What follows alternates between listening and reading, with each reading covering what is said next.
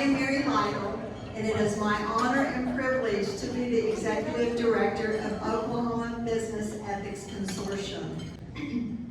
Ethics and integrity are so important right now, and Oklahoma Business Ethics Consortium has been doing this for over 20 years, and we want to do it for 20 more. So we are very thankful for your presence. I want to very much welcome Caitlin Flynn, who is going to deliver our guiding principle, and she is with CCK Strategies, and we'll give her the presentation now. Please help me greet her.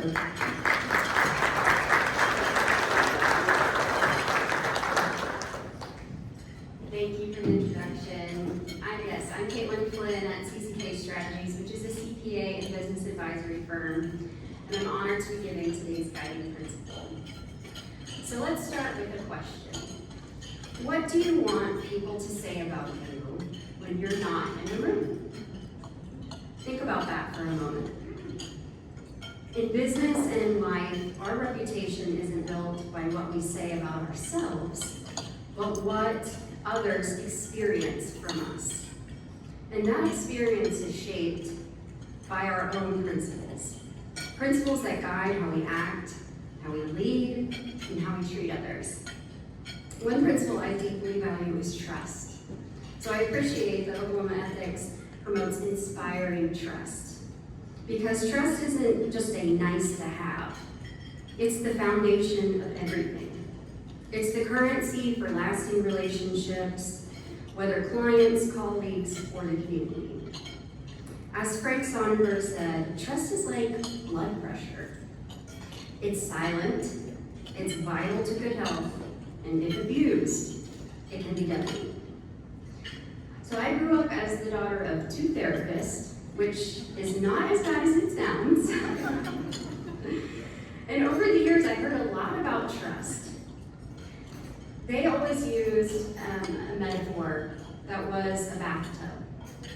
So trust is like, when you have it, it is a bathtub full of water. When you lose it, it's like pulling the drain plug on trust. And that water can leave within seconds. Now, when you go to rebuild that trust, you're not only putting the stopper back in, but it's like refilling the bathtub a teaspoon at a time. So it takes patience, consistency, and intentional effort. Every action matters. At CCK, we have our own guiding principles that align very closely with Oklahoma Ethics. We use the acronym GREAT. G for goal-oriented, R for results-driven, E for encouraging, A for accountable, and T for thoughtful and fair. These principles define how we serve our clients, collaborate with each other, and contribute to the world around us.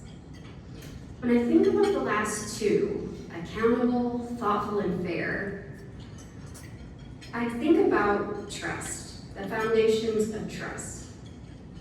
Accountability shows others that they can depend on you.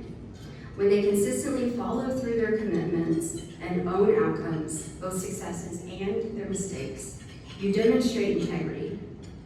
Being thoughtful and fair demonstrates that you care, but it goes beyond simply caring. Being thoughtful and fair often looks like kindness, but it's honesty and transparency.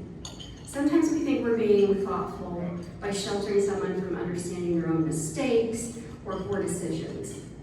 But thoughtfulness and fair isn't just kindness or being nice. When you pair thoughtfulness with fairness, it means being honest to your colleague, to each other, your family, and in all relationships. That honesty builds trust and can foster growth. Recently, I was talking to my brother about today's guiding principle, and he sent me an article about Peyton Manning, and it was one of the toughest moments in his career, a crushing Super Bowl loss in 2014. The article describes that despite his disappointment in the loss, Peyton treated his fans with kindness. When asked if the loss was embarrassing, he didn't lash out or deflect. Instead, he stood up for the hard work of his team. The journalist wrote, "At some point though, at some level, what really matters about a man is how he treats people who hold no leverage over him, especially in moments of tumult when it would be understandable if he just ignored the request."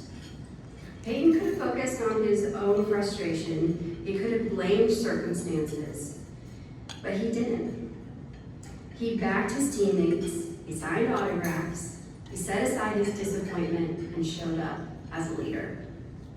That's how you inspire trust, by choosing integrity and grace when it matters most. He was accountable for their actions while being thoughtful and fair to those on his team.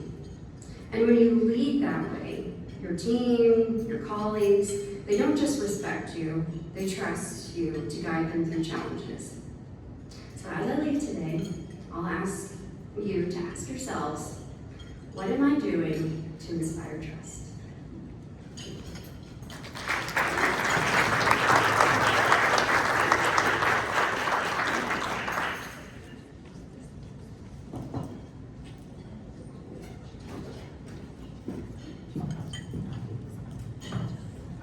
Good afternoon, everyone. My name is April Roy, and I'm the Senior Director of Ethics and Compliance for the Nordian Group. And I'm also the co-chair for our membership committee. So I wanted to remind you, as we close out November, this season of gratitude, we here at OK Ethics want to especially thank our members who make our community strong. As a reminder, we still are in our membership season, and if you have not paid your invoice, we ask that you do that at this time. So, if you are a visitor, if you've been invited, thank you for coming, and I hope that you find Hart's presentation today very insightful, as we all probably are struggling with our own AI challenges in this world. I know I am, as part of my role being data privacy. And so I hope that you find this one helpful. I hope that you find future presentations that we put together helpful, and we do that through our memberships. So again, we do a lot of different things. We have the CPEs that you get when you come and attend. We have the networking at the beginning of our sessions for you to network and meet people from around Tulsa that you may not get to see all the time, or you may not have met before, because I know every time I'm here I get to meet somebody new that I've never met being here 8 years in Tulsa. So it's a great way to network, meet other people who are like-minded, that care about ethics like we do. So again, please make sure you pay your invoices. And again, as we celebrate the season of thankfulness, let's keep our mission growing, renew your membership, invite colleagues, and help us continue to build integrity across Oklahoma.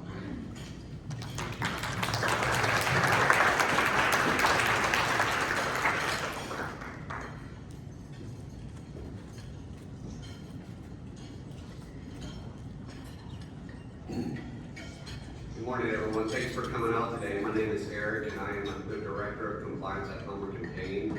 I'm on the membership committee for this side of the state. There's also someone on the west side of the state out of Oklahoma, but we have a bunch of good programs coming up today. Hart's presentation is going to be really good today. I've heard a lot of positive things about it over yesterday and then today already. But over the next coming months, we're going to have lots of good speakers, but I want to just point out that next month there is no event. We're taking a break in December, and then in January, Sean Copeland from Region Bank is going to be discussing cracking the code to culture and ethics in a rapid growth environment. So that's going to have some insightful points. And then in subsequent months, we're going to be hearing from David Chinigan, who owns several Chick-fil-A's around town. We're going to be hearing from Sean Pybus, who was a naval academy in the Navy. And then Jenny Love, and then later in April, May or April, we're going to be hearing from Paula Shannon. There's lots of good things coming up. As just mentioned, if you're not a member, join so you can come to all these events and take a great knowledge back to your company and help promote ethics throughout the state of Oklahoma. Thank you.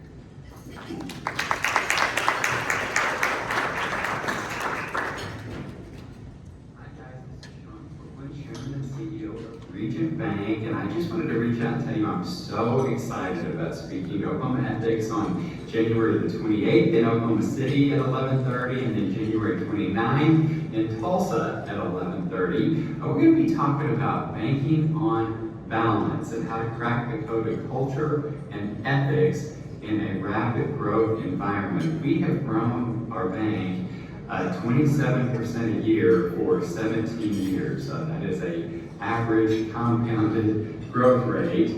And the question is, how do you do that in a way that is sustainable and maintains a great corporate culture and is a best place to work, and you follow your core value and ethics? So we're going to be talking about that. I'll bring all of the good stuff and secrets that I know to you, and I just cannot wait to see you guys on January the 28th and 29th. Thank you so much.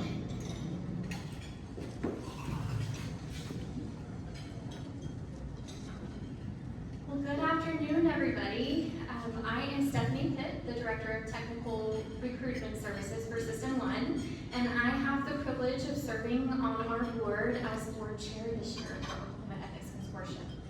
As our other board members have said before, thank you so much for coming today. You're in for a treat. So I have the privilege of introducing you to Hart Brown. He's the president of AI and Transformation for Saxum, a leading strategic consultancy based in Oklahoma.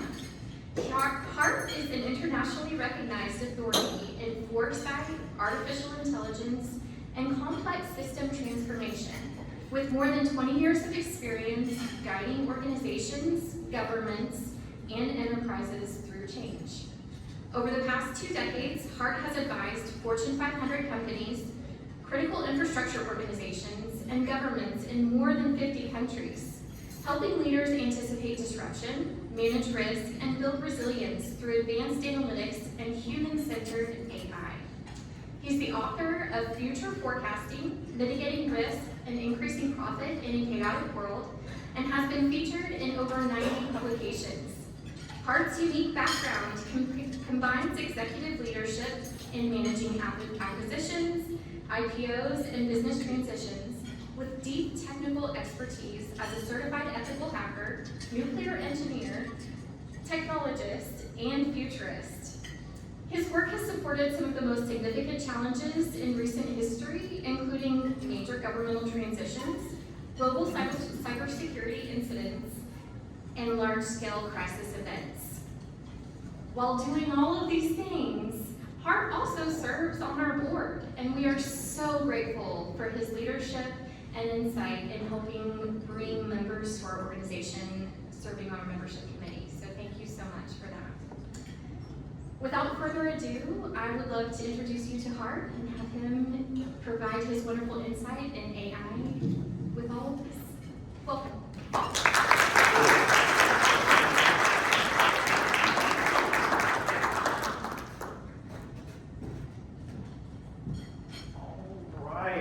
Thank you so much. I really appreciate that introduction, and great to be with you today. It's not very often anymore that I get a chance to actually speak in Oklahoma, which is incredibly important to me. And truthfully, what you'll find by the end of this presentation, if you haven't sort of really dug into this world, Oklahoma is perfectly positioned actually to become the center of artificial intelligence for the entire world, should we choose to go down this path. But there are a couple of challenges that we're going to have to face. Every single one of us, and I've dealt with organizations over a period of time all over the world that are going through different types of transformations because either the market shifted or leadership shifted or something happened within the organization itself. But every organization at certain points of time had to go through this. The challenge that we're all going through right now is we're all going through this together. Every organization is transforming at the exact same time. The winners and losers will be who actually transforms the best, who actually does it the right way. And what we're seeing more and more, if you haven't seen this in the news over the past few weeks, there are more companies that are failing at this that are successful at this right now. And I'm going to give you some numbers. We're going to go through this. I'll give you some targets as to what you should be thinking about within your own organizations. But the challenge for us In this room, as it relates to ethics, and as we go down this path, as we start to deal more and more with artificial intelligence, is how do we appropriately deal with the ethical implications of what artificial intelligence brings to us? Yes, it brings advantages to us. Is it going to solve all of our problems? And the answer to that at the end of the day is no, it will not. And so I'm going to show you a quick quote, and I'm not going to tell you who said it. I'm going to ask you to see if anybody happens to know who said this. While technical skill and abilities are essential for survival, they are insufficient for a functioning society. I would be shocked if anybody did. I'll tell you, it wasn't actually spoken, it was written. And to this day, it is still appropriate as it was back then. This was written by Plato. In the end of the day, this is incredibly important for all of us. We are every day, all day long, in the news or anything you see, you are being hit with technology, AI, and we are led to believe that this is going to ultimately solve all of our problems, and it will not. It will not for one very simple reason. I'm going to give you sort of the punchline right now before we even get into the entire speech. People want me to turn around. Now, I built my first AI system in 2018 and have been in the game ever since. People ask me or want me to build an ethical AI. I'm going to tell you right now that is impossible. There will never be an AI that is ethical. That puts the onus on every single one of us in the room to fix it every single day. Now, there's a really interesting element of all of that, but this sets up the dilemma, and it's a series of dilemmas that we're going to have to solve. And we're going to have to solve them unbelievably fast. Faster than probably any of us want to deal with transformation. And you have to get it right. When you're moving this fast, when you're transitioning an organization this fast, you cannot get it wrong. Because you won't know that you got it wrong until the end, and you realize you're locking the doors and walking away. It is happening incredibly fast. So with that, what are some of the dilemmas that we're starting to be faced with now? The first one here, I'm going to show you two different statistics. This is from the Pew Research Center. The first one is, do people like AI or not like AI? And if I subdivide that world up into AI people and non-AI people, what does everybody think? AI people love it. Non-AI people, not so much. They don't trust it. When it first came out a couple of years ago, ChatGPT first launched, the sentiment was overwhelmingly positive. People loved it. Because it was like, hey, let me check this out, it'll answer my question, or check this out, it will make a funny picture. It was a toy. It wasn't threatening to us. It was kind of fun. And so we all downloaded it, we all started doing things with it, we showed our family, we showed our friends, but it wasn't a threat to us. Now we're starting to see that change, and people are changing. And so the employees that you're dealing with every day, the vast majority of your employees, probably right now, are in fear of artificial intelligence. Some of you in the room may also be feeling that. It's incredibly normal. I'm going to deal with the fear in just a minute, one of the other dilemmas that we're going to have to deal with. But there is a completely two-sided element to this right now. The AI experts and the non-AI experts. And we have to deal with that. The second part of this, and this comes from the same survey, the same report. Employees right now in your organizations highly likely don't trust you. The leadership in your organization. Because the leadership's starting to make decisions. You're probably hearing, and I deal with boards, I deal with leadership almost every single day, and I hear more and more of our C-suite executives or board members turn around and say, we got to move faster with AI. I'm like, that's amazing. Do you understand what that is? No. But the Wall Street Journal told me I have to move faster. And I'm going to all of these meetings where my other executive leaders are telling me the exact same thing. I said, well, do any of them know anything about AI? No. But we have to move faster. That sense of urgency without an understanding of what that means generates this idea that I don't trust you anymore. And hence we go back to the guiding principle that we started with today. And incredibly important. How do I rebuild that trust once it's lost? It's hard to do in a transformational environment. So two things that are now already against us as we enter this journey, and we're all on the journey, one way or another. What this creates for our employees, and for generally most of the population, is a sense of uncertainty. Now this is really interesting. Uncertainty in the human brain, for those of you that haven't had to study cognitive psychology or anything else, the human brain is a really interesting thing. I create a gap. I don't have an understanding of what's going on in my brain. My brain is hardwired to fill that gap with something. Like, we don't like uncertainty. I fill it with something. We're hardwired to fill it with the worst possible things we possibly can in our brain. And that's why really today, for those of you that know this space and movies and everything else, like why every single movie is robots trying to go after people with red eyes and chase down Sarah Connor and trying to figure out what this is. Or you have Keanu Reeves with a plug in the back of his head that's a battery that, you know, has to take a pill in order to learn Kung Fu to fight the AIs. Like, it doesn't even make any sense. Why am I taking a pill to learn Kung Fu to try and, like, in a virtual space? Like, that's what we fill our heads with. We do not fill our heads with the Hallmark Channel holiday movies where everybody falls in love at the tree lighting ceremony at the end of the day in small town America. I know this because it's on repeat in my house right now. And it will be for the next month.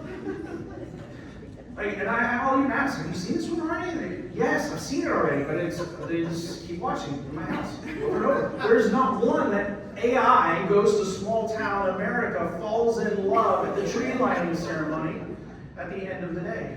Like, it doesn't happen. This is absolutely normal for people.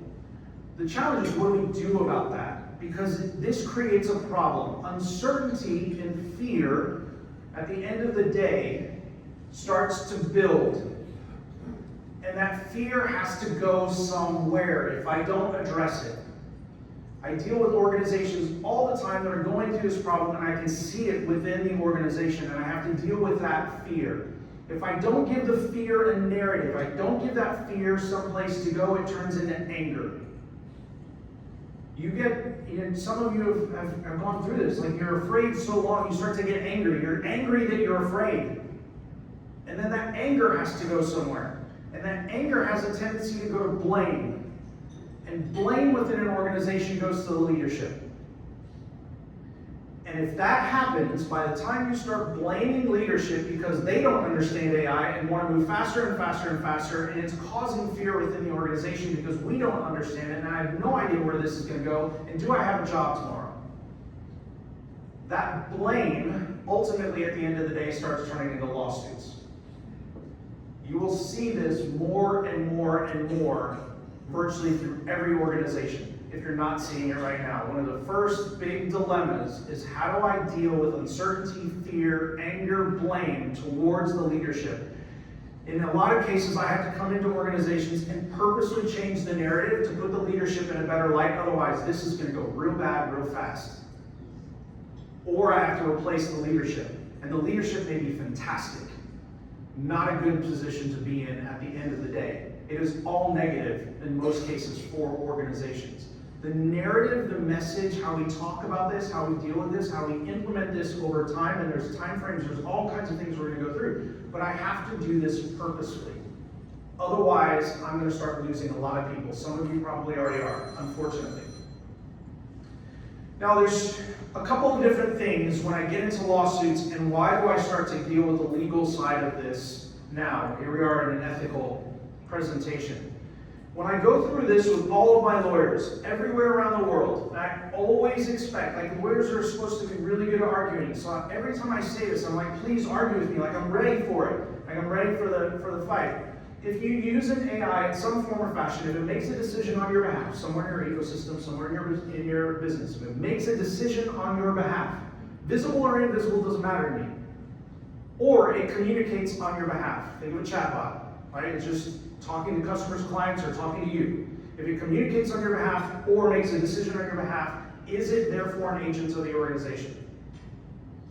Contractually, legally. Here's the challenge. You hire an AI, and we're going to start using this terminology. You bring on an AI, you hire an AI, you have contractual agency. You cannot remove that liability completely and hand it to OpenAI or Meta or somebody else, Microsoft. They're not going to accept it.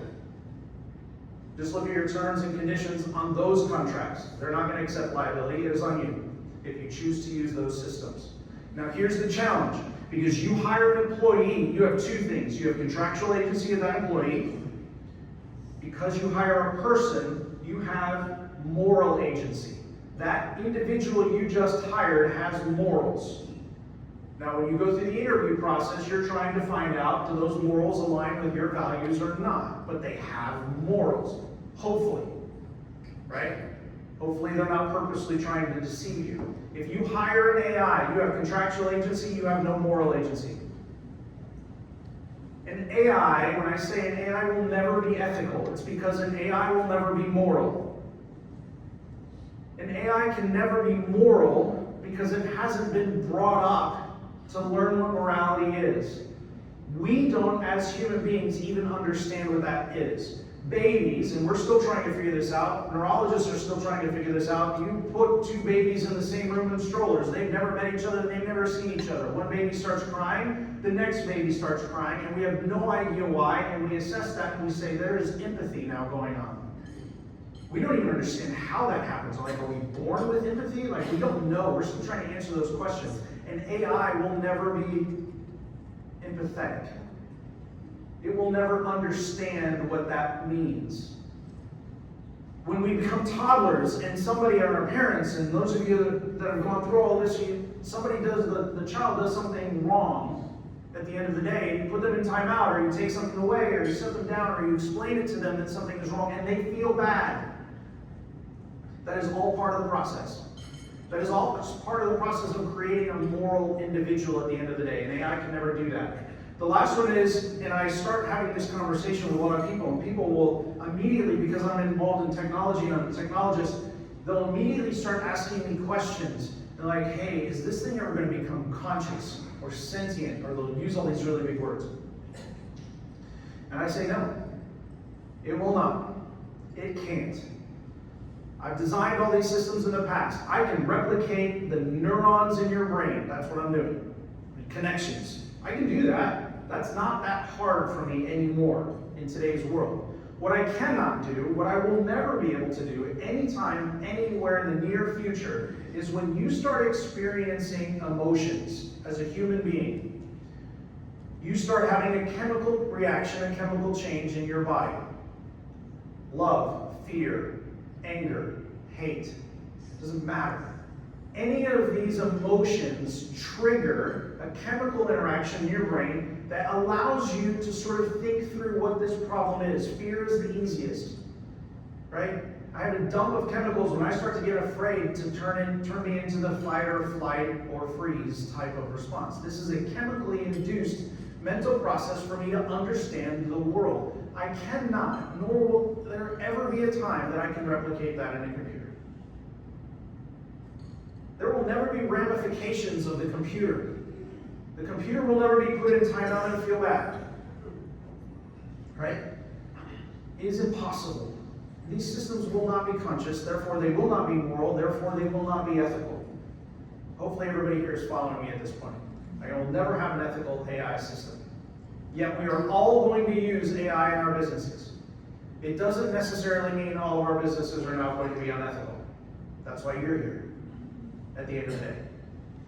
So this is a really important part of the process to understand what this means. The reason that they will not be conscious at the end of the day, the chemically induced process, but there is a second part of this, it's called the mind-body problem. For us as human beings, our brains are connected to our body. And when we do things wrong, there is a feedback loop from one to the other. It's why polygraph tests work at the end of the day. We have no mind-body interaction with in AI. Again, we're going down this same path. The question is, how do we start to deal with this? When I start to think of a real employee or a digital employee at the end of the day, the first thing when I'm dealing with organizations on a transformation process is I really want to try to understand the value chain. This is where more and more organizations are finding themselves in a bad position as it relates to AI. Because what we're all doing right now, and I see it every single day, we're just going and grabbing a bunch of tools. And we're bolting those tools on. Pick your favorite tools. Like, just keep bolting them onto your organization, and your organization is getting bigger and bigger and bigger. You're spending more and more on technology at the end of the day. Do those tools are they beneficial? Do they even mean anything? This is why leadership is getting frustrated. Like, where's my ROI? I'm spending more on technology. What does this look like? It's because we're just bolting things on because they're toys, and we think people need them. They're not necessarily part of our value chain at the end of the day. I want to know what it is you're trying to accomplish from a business sense, not a technology sense, a business sense. I'm trying to solve business problems using the AI tool sets. And not enough organizations are actually thinking through prioritization of the value chain and just bolting on more and more tools. As you do that, you bolt on more and more tools, your risk goes up. Like, ethically, you're starting to deal with more and more AIs. I have no idea what these things are doing. I don't even know where the data is going half the time. Like, all of these challenges I'm trying to deal with, but understanding the value chain. So right now, and I'll tell you, in the things have changed over the past 3 days. I always laugh when people ask me a question about AI. And they'll ask me a really good question, and I say, that's a really good question. That is so old school. Like, that was 2 weeks ago. But things change so fast. From a value perspective in your organizations right now, when we assess AI overall, AI today, about a week ago, AI could do about 1.5 to 2% of economically viable work. That means last week, I would tell you right now in your organization, you should see a 2% bump one way or the other, top line, bottom line, somewhere in your organization. If you're not getting a 2% value out of the use of your AI, you're underperforming. That was last week. Gemini, which is the Google platform, for those of you that watch the news, right? Google just launched Gemini 3.0. They launched 2.5, that was the last one, all these model numbers and everything else. At some point, we're gonna have to pay attention to this. Some of you may not be in your day-to-day. Gemini 2.5 was released in July of this year, and it was pretty good at the time. The next version, 3.0, was just released the past few days. It doubled. It is now the most powerful AI system in the world today. These systems are doubling every 4 to 5 months, which means take that on an economically viable go-forward basis. Every 4 to 5 months, double that percentage points you should be getting, top line, bottom line, some combination thereof, or you're underperforming. This is why we're all going to be on this journey. Because yes, last week it was 1.52%. Now it's 3-4% you should start to see if you leverage the technology correctly. We're going to get another model. Grok is going to come out with another model in about 3 weeks, according to them. It will likely beat Gemini. It's going to get better. OpenAI, ChatGPT will release theirs probably in January, is what we're hearing right now. It will likely be better than the other two. You guys are following me at this point. That means by the end of next year, you should be seeing 8, 10, 12, 15% bump somewhere in your ecosystem if you're using the technology appropriately. Otherwise, you're potentially underperforming. If you're getting more, that's great, but at least that baseline. So the value chain and how you implement, where you go and look within your organization to try and figure this out becomes really, really important. Not just necessarily keep bolting things on over and over and over again and hoping that everybody is about to become more productive. They're not, in most cases. Why? Because they're all afraid of it. In the US, I have people right now that are like, nope, I'm not using it. I'm not going to tell it what I think. Why? Because I don't want it to take my job. In Europe, specifically in France, they're sabotaging the systems. I'm not really sure why, because they just want to keep working less and less and less. And I'm like, I'm giving you technology to work less. Like, you're already only working 36 hours a week. Like you're only working. You're like, why why not use the technology? No, I don't want to use the technology. Okay. Like, I don't really understand. It's self-defeating. But I have to think of the value chain right now. The next one for organizations that are going through this transformation. There's a series of challenges that we're going to have to deal with. And a lot of this deals, so I just mentioned the technology space, a lot of this deals right now with the human condition, with all of us, your employees, at the end of the day. First and foremost, for our organizations, for our economic situation around the world, you all know we're in a race. There's no way you can avoid anywhere not seeing we're in a race, we're in a race, we're in a race.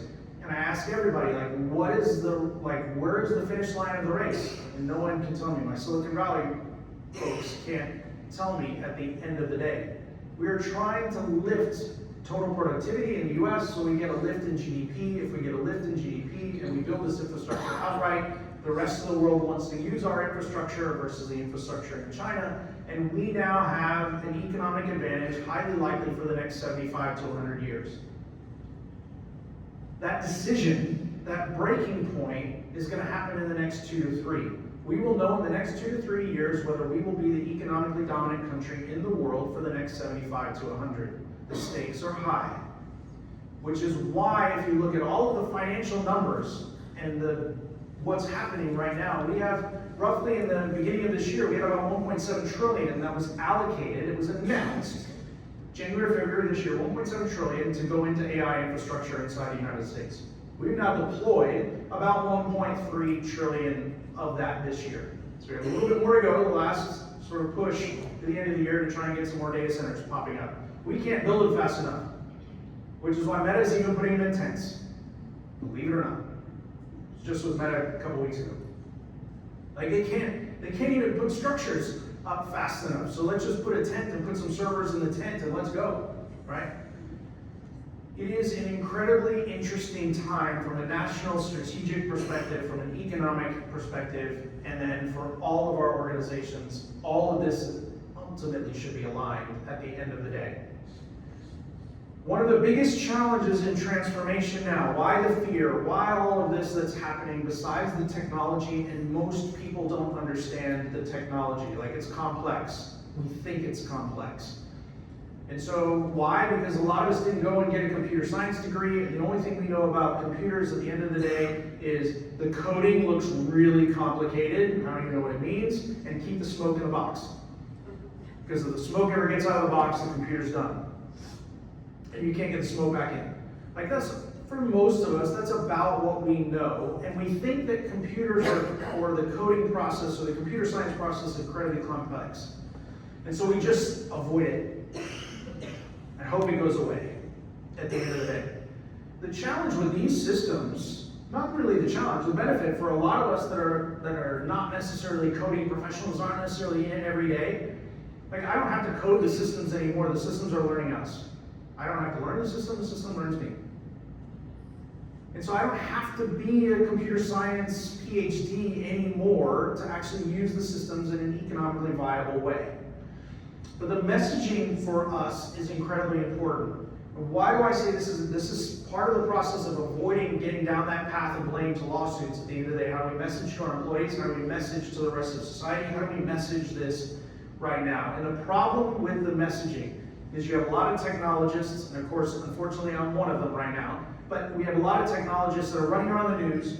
They're incredibly smart people at the end of the day that are saying some incredibly difficult things on the news, and we get mad. And I say, why are we having technologists as our spokespeople? Like the reason they went into technology is they don't like people. Like they just want to look at the computer screen and don't put the headphones on, look at the computer screen and code. I don't want to talk to you, right, at the end of the day. But now there are spokespeople, which is why the messaging is off. The messaging doesn't work for most of us at the end of the day. We have to change that dynamic in order to stop the uncertainty and the fear part so our employees are comfortable with using the systems to get the economic viability out of it so we can get the economic lift at the end of the day. The next one is timing. Timing is a really interesting one for transformations. You probably all know this in some aspect of what you do, but when I'm starting to deal with AI and starting to layer in technologies within an organization, I have a really short fuse to get this right. Otherwise, everybody turns against me. And that timeline is a year or less. I have to have meaningful monetary progress within a year, otherwise everybody turns.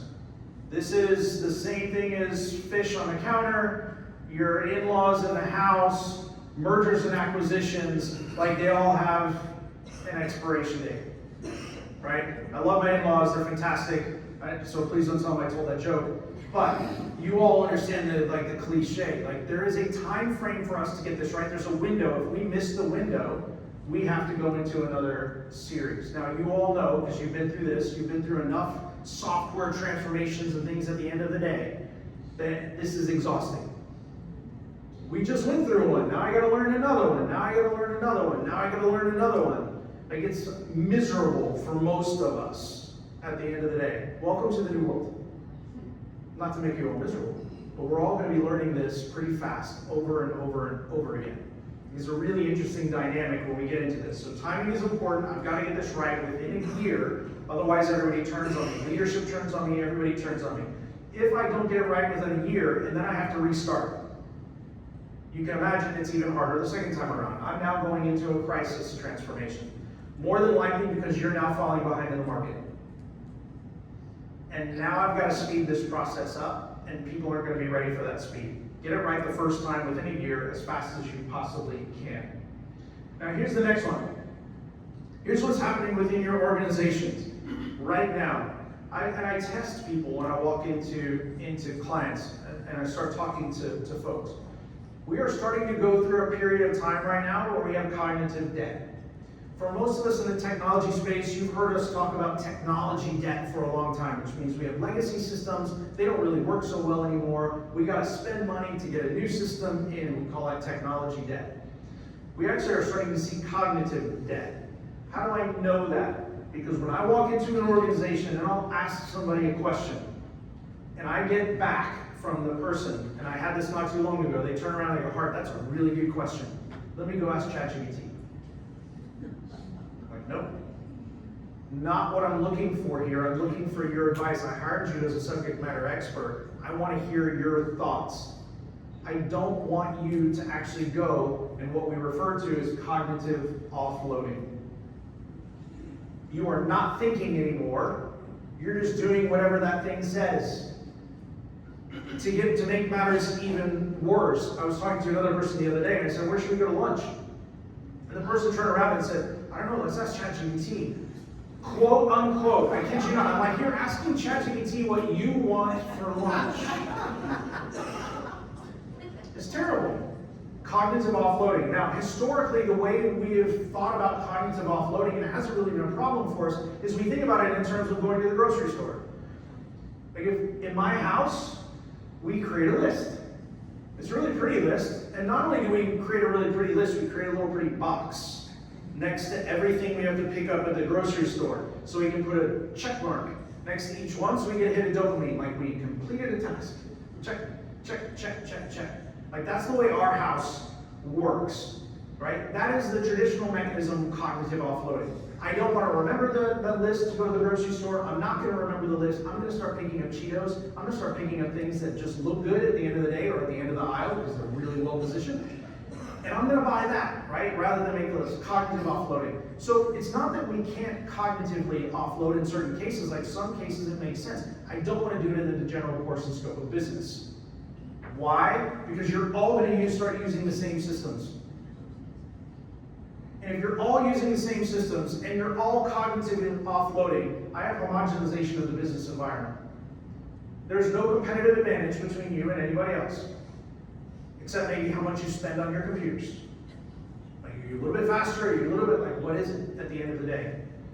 This is a massive challenge for us. We see this even in the universities. We're already doing enough testing. We say, hey, group A, you go write an essay. Group B, you go write an essay using AI. They come back. We test them. We even ask the ones that wrote it with AI. Give me a quote from your essay. Nope. Nothing. Nothing. Now, here's one of the biggest challenges for everybody here in this room. We just went through, they are not moral, which means they cannot be ethical, which means they're going to make bad decisions that are contrary to social norms, like that is happening, and I have cognitive offloading, which means I don't have a human right there sitting there reading this going, that's wrong. It's happening right now. You'll see it in the news. There's consulting firms, there's people getting in trouble for sending things out that have never been proofread. If they were proofread by somebody who was a spectator, which is what we're really referring to right here. Popcorn is fantastic. I love popcorn. Keep the popcorn in the movie theaters and at the Thunder games. Don't bring popcorn into the business. Like, I can't be a spectator, otherwise we are going to lose. We will not get the economic lift we want at the end of the day. So how do I solve for this? Now, historically, I've taken organizations, my own staff, I've taken them through cognitive training. And I do that periodically with my own staff to try and stop this from happening. If I start to see it happening, now traditionally I've done this twice, 2 times a year. If I start seeing it happening, which I am, I'm now realizing twice is not enough. I'm going to have to do more of this to keep people on their toes, to make sure they keep thinking, to make sure they don't cognitively offload, and I have an immoral, unethical decision or something that goes outside of the company. That cognitive training is to purposely create more synapses in the brain. I get now synaptic density, like this is where all the science comes in. Get the synaptic density, which means your brain starts working better and better. As your brain starts working better and better, you become a better employee. Like, that's the game. Why? Because at the end of the day, and this was highlighted by Netflix a number of years ago, that kind of came up with this philosophical approach, is they want talent density. They realize the more A players I have in an organization, the better my organization does. I would rather hire one person that's an A player versus 3 or 4 that are B or C players. That's a Netflix approach, and they've done very well with it. When you look at their revenue per employee, it's significant. Now, some of that is because they keep charging us $1 every month extra, but they have a lot of smart people. They probably have realized, like, they can charge us $1 a month and we won't say anything. Many of them, like, we won't even know as long as it's $1 a month. Like, just don't put any more than that, right? But talent density. When I'm working with my staff and trying to figure, I'll go through as much of this, I'm looking for a couple of different things to sort of look at talent density and where I am. And I say this a lot, like I generally don't hire a lot of young people because I'm looking for talent density. And the way that I approach talent density is really, there's 3 things I'm looking for of an employee, one of the people that work with me. One, and there are 3 statements that I love, and I tell them this all the time. If you come and tell me, Hart, I have an idea, I love it. You are cognitively present in the business environment. You have thought through something, you have an idea, and you're comfortable and confident enough to come and tell me as an executive that you have an idea. Love that. Or, Hart, I disagree. Love it. Let's work through it. I have absolutely no problem with that at all. That's hard for a young person that really is trying to still figure things out. I have an idea, I disagree. Those are some of the big ones. The third one is, Hart, I have a problem, or I have a challenge, I have a concern. If I can find somebody who's comfortable enough, and they have to be confident enough to back it up. So it's not just, you gotta come tell me this, like, you gotta back it up. Tell me that, back it up, now I'm starting to build talent density.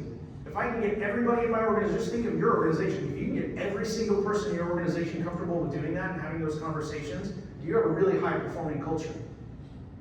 Not people that are sitting back and waiting for somebody to tell them what to do, or waiting for an email, like at the end of the day, to sort of help them down the process, right?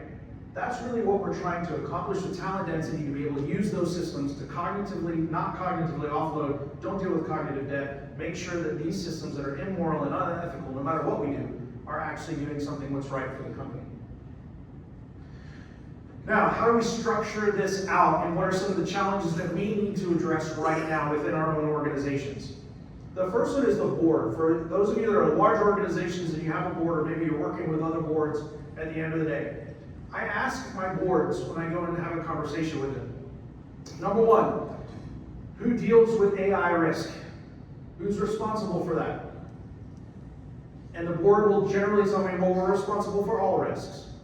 That's amazing. Love that. Is it the full board? Is it a committee? Is it the audit committee, risk committee, technology committee, AI committee? Like, tell me where this sits. And then after they tell me, well, it's a full board, I'm like, that's great. And I'm looking through a room, and this is not a negative by any means, but I'm looking into a room of a whole bunch of folks that are retired, really smart people in the business environment. And I'm like, which one of you knows AI? And I get about that answer. 77% of my board members, when we ask them, already tell me they do not understand AI. Over 50% of them say we have to move faster with AI, even though 77% don't understand it at the end of the day. 50% of them say I actually want more time in the board meetings dedicated to AI. And that's really important, like put it in the minutes. Why? Because if anything happens in the organization, like the board was addressing certain things. And then I start asking, are you getting the right information from the organization? I don't know, what should I be getting? That's usually what I get. I have no idea at the end of the day. So then I sort of turn around and I ask them, like, this is the nominating governance committee, whoever it is I'm having to talk to. I say, well, show me the board matrix, show me your skills matrix. Like, what are the skills that you want for board members? Because if you look at this, for any of you who've gone through this process, you get a little chart, like an Excel chart, usually really pretty at the end of the day in your corporate colors. And at the end of the day, there's little check marks of every board member and what skills they bring to the table. And they can only really bring like 3 skills. Even maybe they have more, but they're only really supposed to have a few check marks in there. And so you kind of play this little game. And I say, well, if you're going to have AI and oversee AI, and a percentage of your organization is going to start to be turned over to AI, shouldn't you have an AI element on your skills matrix? And if so, who's going to check that box? Because if you can't do it right now, you're going to have to go grab a new board member. Here's where the problem starts to come in. Number one, I don't like a board that doesn't have the skills matrix set up for this if we're not careful. Because now the board's on the hook, the board members are on the hook, the organization is on the hook, right? And I'll ask them, okay, board, whoever it is, I'll ask the C-suite the same thing. I'll turn around and say, all right, which one of you, because you're going to oversee AI risk, AI has a societal impact. At the end of the day, we've already established this. There's an ethical element to this whole thing. Which one of you is ready to go to jail if this thing goes wrong? Funny, I don't get a lot of raised hands. Right? I was talking to a CEO not too long ago, and I had this conversation with them, and I said, hey, by the way, just so you know, and they're going all in. They're really doing some pretty interesting work. And I said, by the way, just so you know, the Department of Justice has already come out and said we're looking at enhanced prosecution of anybody that does not use AI appropriately. Enhanced prosecution. And I said, you know what that means? He kind of looks at me for a minute. I said, DOJ, that's criminal. That means go to jail. And he turns around and he goes, Hart, I heard exactly what you just said. And he goes, I know who they normally arrest. And I don't look good in orange. And the next day they hired a chief AI officer. Why? Because that person's going to jail. They're more than happy to hire somebody else and let them sign all of the documents for it, right? It makes total sense. But this is at the board level, so I'm asking the board the same questions. And then we go through the process. Now here's one of the biggest challenges, one of the biggest opportunities for all of you here in the room and for your organizations as well to get this right. We have a year to get it right, truthfully. Right? You've probably already been on this journey for a little bit, and most of you in the room are probably bolting things on as fast as you possibly can, whether they work or not, you have no idea. Right? You got a year. Here's the challenge. I've got about 9 million boards right now in the United States. 9 million. When I do the math and try and figure out who is capable of being a board member, who is an executive level type person that understands AI and AI risk, I come up with about 9,000 people in the United States. 9,000 people that could do it, 9 million boards. You see the problem, right? Hence, this is one of the things I do all the time. Avoid learning by surprise. I'm trying to give you a leg up against everybody else. If you want to go find somebody, go find them now. right? Because they're going to be gone here pretty soon. The next problem is you can't really hire a retired AI person to sit on your board. They don't really exist. If they do, by the time they retire, in 3 days, they're out of date.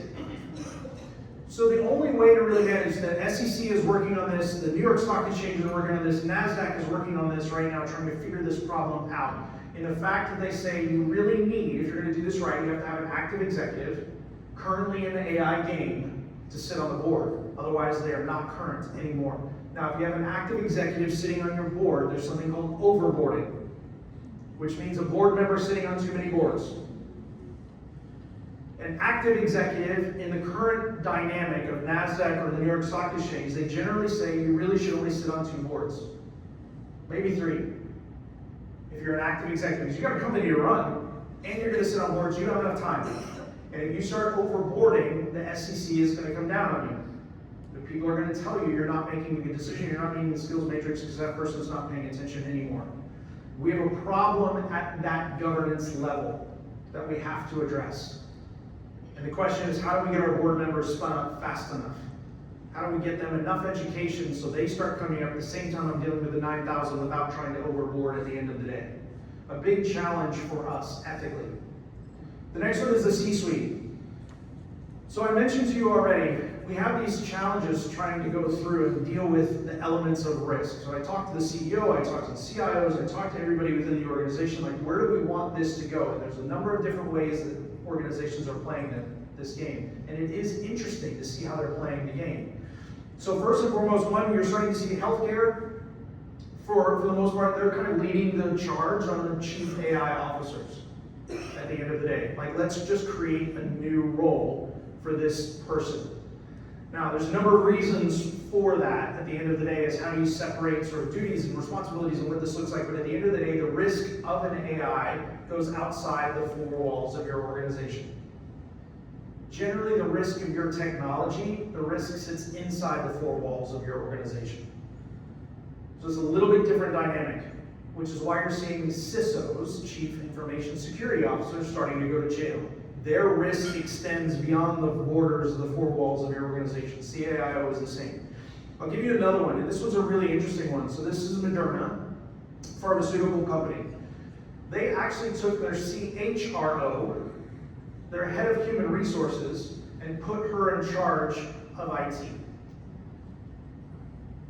Like, really interesting.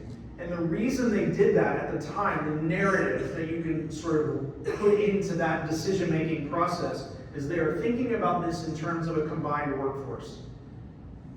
Digital people, real people. And how do we manage that overall? There's a handful of HR platforms that are trying to go through this process as well. We're already seeing 2 of them that came out not too long ago. If I told you the names, you'd know the names. One of them came out, they made this big announcement, and they said, we're going to have, in your org chart, we're going to have AIs. This is a third-party platform that some of you probably use. But we're going to have AIs. You're going to be able to put your AIs in your org chart, like who's responsible for what AI. Now, most of us in this room right now, and I'm already seeing some of you are like, okay, that's kind of interesting. Like I get it. Put it on the org chart. But they turned around because of the way the platform was built. The only way to get an AI sort of on platform on your org chart is you have to give them an employee ID. And as soon as that came out, everybody was like, no, I'm out. We are not giving them an employee ID. But you can see the dynamic of how am I going to start to balance this out overall. That's one of the choices, at least that they made for now. The next one, if you have an AI committee, this is one of my favorites. I go into a lot of organizations right now on their transformation process, and they tell me that I'm so excited. CEO comes and tells me, Hart, we are an AI company. I'm like, that's amazing. What does that mean? And they go, we have an AI task force. I'm like, I love it. Where are they? And they're all high-fiving in the back. Like, with the AI task force, I said, how many of them know AI? None, but they all had extra time. And we're not paying them anymore. They just volunteered to be on the AI committee. I'm like, great, they're about to make decisions on your behalf to get to 2, 3, 4, 10% economic viability of your organization, and they don't understand AI. And you're about to run into a brick wall. Like, this is not a good setup, but some of you are probably doing that right now. Like, I always caution organizations, like, be very careful of who you put on those committees if you set them up. Then your employees. How many of your employees actually understand AI, and what does that look like? When I sort of do all the math and go through this process, as it stands right now in the United States, we have about 167 million people in the workforce. Tomorrow, I need about 17 million people educated that are legally defensible, able to manage AI systems for the general course and scope of business. What does that mean? It means if you have somebody, one of your employees, and they sit on top of an AI, they're pushing buttons, they're making the AI do things, and the AI does something wrong, which it will. Even the Gemini model that just came out the other day, most powerful model in the history of the world right now, has an 88% rate of hallucinations. It will do something wrong, right? And it's not going to know, nor is it going to care, because it can't get sued, and it's not going to jail. But the person who's pushing the buttons might. And so when I say legally defensible, is the person that you put in charge of managing the system or pushing the buttons. If I had to go into a court of law right now and had a lawyer stand in front of them asking a question, why did you push the button? And they have an answer. Because of this. How did you know what was going on in the system? The system operates this way. Be able to answer 4 or 5 questions down the line, now I have somebody that's legally defensible. Even if the system goes wrong, this person can actually back up why they did what they did, and we can start to assess, does this make sense for the organization or not? I need 17 million of those tomorrow. I have about 1.4 million right now in the US. I've got to get people spun up incredibly fast to be legally defensible to use this, so we're ethically able to leverage that technology. The AI structure is another one of the transformation ones. Again, we're all just bolting things on. And the funny part of just bolting things on at the end of the day is we're using the same model that we've kind of been in for the past 20 years, which is go to the cloud, go to the cloud, go to the cloud, go to the cloud. I don't even know what the cloud is, but go to the cloud because it's cheaper, right? And so we all end up with these closets that have an extra air conditioner in them with a bunch of boxes that we just use it as a storage closet because that's where all the servers used to be, that we don't have anymore. When you start thinking about building out your AI structure, your AI infrastructure, bolting a bunch of tools on is going to be really hard to manage. I'll just tell you right now, from a risk and governance, ethics standpoint, compliance standpoint, super hard to manage when you have 5,100 different tools running. And I'll go to my CEOs and I'll ask them very quickly, how many tools do you have running right now? How many AIs do you have running? And a lot of my boards and my CEOs will tell me none. Hart, we are not there yet. We're not using any of it. And as soon as they tell me that, I'm like, stand by. Hang on. Like, just give me a minute. Have a cup of coffee. Let me come back around. I go talk to a handful of people. I come back and I'm like, you're using 65. And they have no idea. Because there's no centralized function where we're actually managing this. So making sure you build it in the right way to create the value all across the value chain where you have visibility of specific tool sets that you're actually using and how you're using it. And oh, by the way, remember, if you haven't been through this yet, there's a financial commitment to all of this. The financial transaction element of AI, now it feels free, right? Because I know a lot of you are probably using ChatGPT or others on your phone and it kind of feels free because you're not getting charged necessarily for it. But there is an element of financial transaction that goes back and forth that's incredibly important to understand. And it is a token. It's what we call a token. Why do we call it a token? I have no idea. Some tech person called it a token at the end of the day, and we just ran with it. There's an input token and an output token. So when you ask a question, a token is roughly 3 to 4 letters in the English language. Roughly the same. Input token, output token. So the easiest way for me to describe it, if I give it a massive book at the end of the day and tell it to read the book, you give me a 1-sentence summary. Input token is really high, because I have to read all of those letters. Output token is really low. If I get a 1-sentence request, write me a ridiculously large book about a young person who's learning magic flying around on a broom, my input token's really low. It's a simple 1-sentence request. My output token's really high. You get the idea. It's a way to sort of manage compute. Compute, for us right now, is highly dependent on electricity. You're all seeing this in the news. Electricity, electricity, electricity, because the AI consumes a ridiculous amount of electricity to answer your questions. So be very careful about how you answer. Like, please and thank you. You don't have to do those. Use burned tokens. I'm telling you right now. Please don't ask it to fill out your March Madness brackets. If we calculated not too long ago, it was probably $1.5 billion were spent by OpenAI trying to fill out people's March Madness brackets and make up team names. They weren't even real teams. And you just spent a lot of tokens, you spent a lot of money. So the problem with this right now is you start to figure this out is how much are we going to send to the cloud? How much are we going to build on-prem? Welcome to the world of using that closet again. If it's cheaper to do so, and you have to start thinking about that process. So not only where do you put it in the value chain, how are you going to supervise it at the end of the day from a risk and governance standpoint, how are you going to watch the finances? Because if I have somebody in my office right now, and I need to be able to monitor this, if I have somebody in my office right now asking, fill out my March Madness bracket at the office, they just burned a ridiculous amount of tokens, not associated with my business. I probably want to go have a conversation with that person. Hey, stop doing that.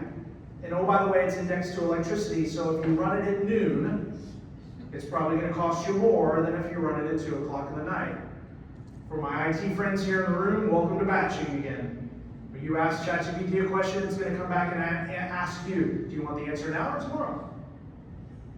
It's financially more feasible to give you the answer tomorrow. We're going to go through this journey. So we have to think about that overall. Policies and procedures. Many of you probably start to have policies and procedures within your organization right now. Many of your employees are probably not paying attention to them. Even if you tell people you cannot use ChatGPT outside of the corporate environment, they are using it. And they are probably copying and pasting.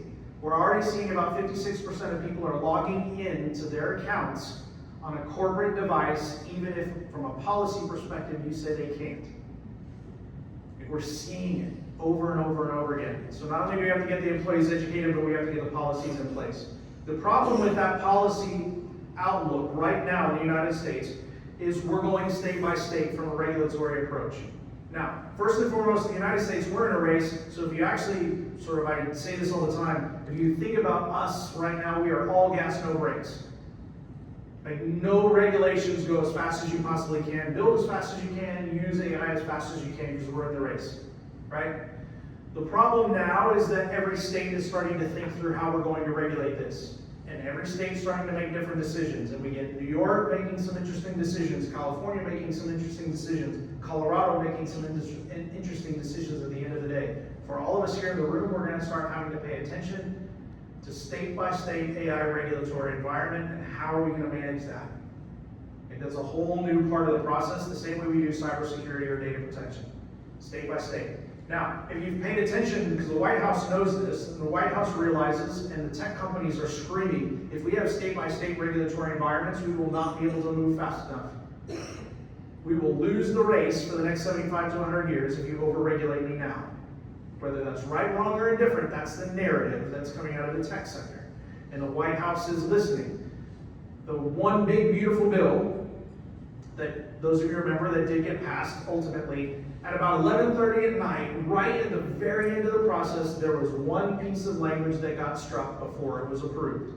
That piece of language actually said there is a moratorium on states for 10 years to not write any new AI regulations. That was in the bill. Meaning we're preemptively taking that away from the states so we can move faster. Whether you agree with it or not, right, wrong, or indifferent, that was struck at the last minute, which allowed the bill to actually move forward. Like, that's the challenge that we're starting to go through. When I'm talking to my friends, the big tech firms are like, hey, Hart, like, we're nervous about Colorado. Like, we don't want to go into Colorado and build a bunch of infrastructure and do things because they're overregulated. And so we're starting to think state by state. This is really important for Oklahoma, and I'll cover this in just a minute. Oh. There we go. Oh. All right, so what are some of the things that are happening right now? Colorado is actually more into consumer protection. Don't use AI and hurt the consumers in some form or fashion. Like, that's already in play right now. And there's a handful of others that are coming out. The next one is employee protection. So New York City, not New York State, New York City is put in regulations right now that deal with the employee journey. So if you use AI to read resumes, to go through an interview, to hire somebody, to promote somebody, to terminate somebody, whatever it is, use AI anywhere in that process, you are now regulatorily constrained in New York City as to how you use that system, and there's tests and things you have to go through the process on employees. Investor protection, we're seeing this more and more specifically from like the SEC and others, because more companies are trying to do the high five, the back of the room, saying we are an AI company. Why? Because they get a better valuation. Their stock goes up every time they say AI. And so we have a lot of companies that are saying they're AI companies that are not. And so transparency into when and how you're using AI has now become an investor-related risk that we're having to deal with. A couple of things why I think Oklahoma is really incredibly important, and I'm happy to answer any questions that you may have as well. Number one, when I'm talking to CEOs at the end of the day and I'm asking them questions, like what is your likelihood that you're going to move locations in the United States right now? I get anywhere from 50 to 60% of my CEOs will say they will move to get what they want in this new business era.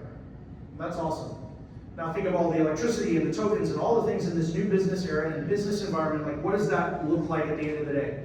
And so the first thing I tell my CEOs when we go through this process, if you're looking for a new place to go, why wouldn't you go to a state that has an electricity surplus? Like that makes sense, I'm gonna hedge. Well, there's only 10, Oklahoma being one. Then I say, well, don't you want to be on the internet superhighway, low latency? You want to be on the fiber optic lines throughout the United States, as close as you possibly can. They run through Oklahoma. Then I say, don't you want to be in a business-friendly environment, a business-friendly state? And I told the governor this, I told the lieutenant governor this. I said, hey, look, somebody's going to become the next Delaware. The place where everybody wants to domicile their company. You're already seeing companies trying to get out of Delaware. Like you're seeing it. They're going to go somewhere. If we create the right regulatory environment here in the state to be able to leverage the technology in the right way, in a meaningful way that makes sense, somebody's going to become, and we could, should we choose to do so, but we are a business-friendly state, we could choose to become the next place that everybody wants to domicile their organization. Then you start going through the next part of the process and you realize you go through water, which we do have water. You go through a handful of different elements. And I say the next thing, which is really important, because when you talk about AI and data centers and infrastructure and everything else, and I get a lot of really smart people, I have a whole room of engineers turn around and tell me like, Hart, electricity and energy is the limiting factor at the end of the day. And I said, actually it's not. And they all look at me like I'm crazy. I say, it's Earth. And they all go, oh my gosh. Google right now is setting up the next test to put the next series of data centers in space. Because we can't build it. There's absolutely no way we can build it out fast enough on the planet right now to make this work. And oh, by the way, Oklahoma has a spaceport. Not only could we be the solution tomorrow, we could be the solution in 5 years, we could be the solution in 10 years.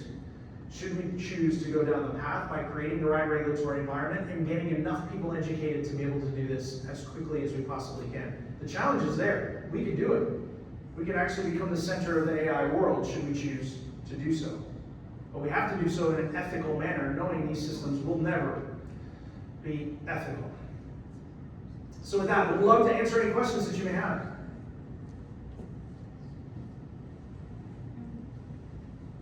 Yeah, all the way back. Where do we learn to become subject matter experts on AI? Yeah, good question. So the question is, where do we learn to become subject matter experts on AI? There's no good, unfortunately, I get that question a lot. I love the question. It's fantastic. I wish I had a simple answer to say, this is the path. There isn't one today. And even in Oklahoma, I want there to be a path. And I was talking, I know I talked to a group earlier talking about university and different kinds of things. So first and foremost, to answer your question, the best place just to get started, if you just want to get started right now to kind of figure this out, there are lots of free programs out there. MIT, Stanford, Harvard, you can find them on Coursera, Microsoft, Google, all the major organizations. You can just go online and start going through the process on demand for free and at least get something out of it. Now, beyond that, which is really where I want to go, where people can get a certification, they can go to one of the universities and go through a program or whatever it is, whether it's 5 days, executive program or something, which don't exist today. And I would tell you, even for our young people coming out, And so I tell my universities this, I tell a lot of different organizations this. I said, one, first and foremost, right now in universities, you're going to have an AI 101, 201 in every degree field. I don't care what you're studying anymore. If a student's going to go through, you got to have AI 101, 201, every single one. Not an elective at the end of the day. Why? Because 60 to 70% of my executives right now are telling me they will hire somebody. They have to hire somebody who knows AI, number one. They would rather hire somebody who knows AI and has a college degree in certain cases, but they are more than happy to hire the person that knows AI that has no degree. They would rather do that than hire somebody with a degree that doesn't know AI. You're seeing this play out real time for a lot of young people right now that have to get spun up faster. So to answer your question, there's a handful of free ones. I would start there until we can start to see the ecosystem here, certainly in Oklahoma, come up. And I'm really bullish that we're going to be able to do that. And then it's a matter of, okay, let's go sit down and get really what I want is for all of you, and you know this, on an ethics basis, legal basis, go forward basis, I want a piece of paper. I want a piece of paper from a certified organization that says I'm certified to understand and be able to use these systems. That's what we need. Yeah. I'm curious, just the term AI is not a clear, precise thing. How do you cope with that, especially the regulatory environment where AI has been a term for decades. Gen AI is changing things. It's hypercharging them. Yep. But it's going to mean something different tomorrow. So there's a couple of different definitions. I mean, one, for me, if I'm just looking at this from a legal perspective, if the system, I go back to if the system makes a decision or if the system actually communicates on your behalf, those are sort of really easy ways to say a piece of technology that does that. And you can use autonomous if you want or however it is, but if you sort of bracket it in those terms, where it's going to start to become a little bit more complicated. So we have AI now, or generative AI, and again, technologists were awful at naming conventions and naming things, because the next really big thing, and you'll see it in the news soon, was artificial general intelligence, which really means at the end of the day that computer system will outperform an average human, an average person in every cognitive test. For the most part, we're there now. No one's really saying it because it's a little bit scary at the end of the day, and we all think it's going to take over the world. And I keep telling all the manufacturers, whatever you do, please, the one thing you need is just make sure, just promise me you'll never do this, is never give them red eyes. Because they know what happens when the eyes turn red. I've seen all the movies.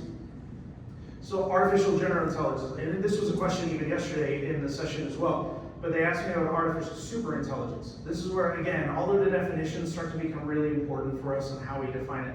Artificial superintelligence in general means now I have a computer system that is smarter than the combined IQ of the entire world. That's a little bit further out there, because we're going to have to use an incredible amount of electricity to be able to do that, and likely we need fusion. We're probably 10 years out from being able to pull that off. But AGI, the cognitive tests, generally better than an average person. We're pretty much there now. But it is tough to try and get that bracket right for the definition. Other questions? All right, well, I want to be respectful of our time. Thank you so much. I hope this helps you avoid learning by